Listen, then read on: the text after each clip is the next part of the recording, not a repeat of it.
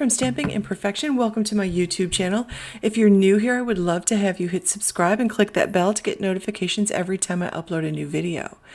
Today I'm going to be playing with some pattern paper. I just want to make a quick summer card just for the end of summer here, and something to send to a friend, just a quirky little let's catch up. With a pun here, and I'm using some pieces from the last Hedgehog Hollow kit. I have a lot of pattern paper that's starting to build up in my stash. I basically used my entire stash of pattern paper as of a couple years ago, and then I started scrapbooking again, so now it's building up.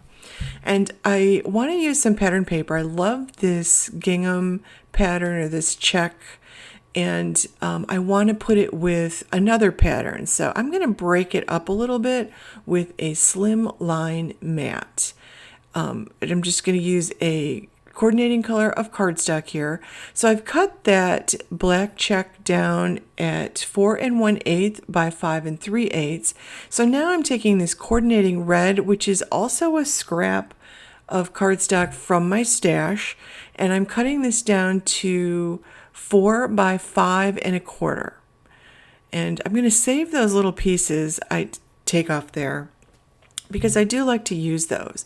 The top piece is going to be cut down to 3 7/8 by 5 1/8. So now I can just stack all these pieces together, and that little bit of red cardstock is going to just break up the two patterns just enough to make them stand out from each other. And the fact that I'm using such a tiny little border around the edge of each one is also going to help. You could use bigger borders, and as long as you're using that solid red in between, it's good. Some of the pattern cardstock is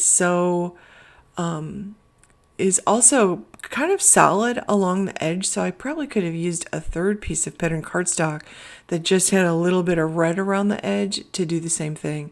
So now there's also ephemera bits in the pack. I made a 12 by 12 scrapbook layout last week. I made a traveler's notebook layout a couple weeks ago. So in the past month, I've used the ephemera and pattern paper and stamps in this kit to do a scrapbook layout and a traveler's notebook layout. So now I just want to use things up so that they don't get wasted, and I'm just kind of playing with the ephemera bits now and trying to decide what I want to use. I like the hamburger or the burger because it's got lots of colorful bits. I like a little touch of that green in there because it'll pull out the green around the edge of the watermelon.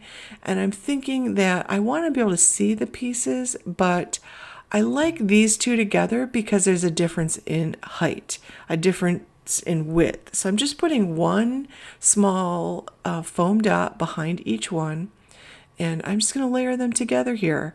And I've got that tall one, and I've got the short squatty one, and I use that scrap of red cardstock that I cut off to kind of break up my card. It's one of my favorite little tricks to use because it anchors my focal image and it breaks up my card. It also gives me a place to put the sentiment that works really well.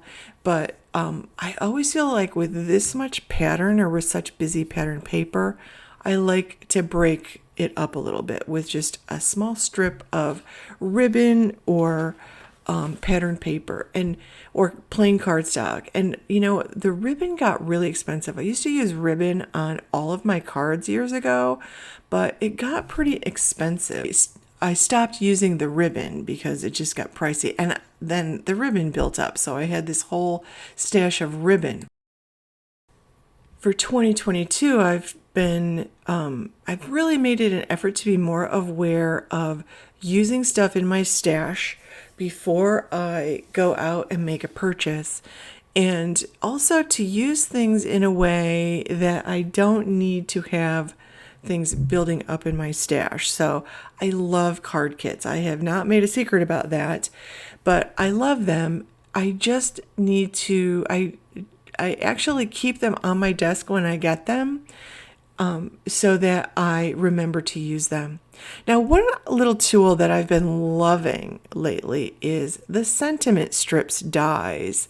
That I've got like 2 or 3 different sentiment strips dies, and they're in my stash, nicely organized in my cabinet.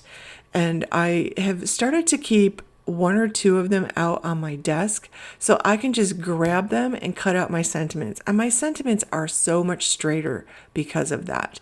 Like, if there's one thing, if you want to add something to your stash, this is it. And then keep it on your desk, because for me, if I stick it in my cabinet, no matter how organized my cabinet is, I am not going to use it as much as if I have it out of my desk. So I keep the 2 or 3 sizes that I use all the time on my desk right in front of me, so I use them, and my sentiments look so much better for it. So I've added my sentiment. I love the quirky pun here. I think this is really fun.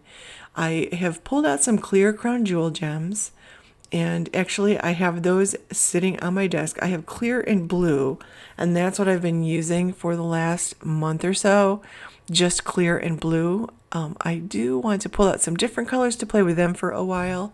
So I'm trying to be very aware of what I have and use what I have. So that's helpful. So I'm using up this kit, or trying to use it up, so that when I move on to next month's kit, I will feel like I really got my money's worth out of this one, and I won't feel guilty about using it. And that's that. I will put links below in case you're interested, and I would love it if you give this video a thumbs up. Have a crafty day, friends.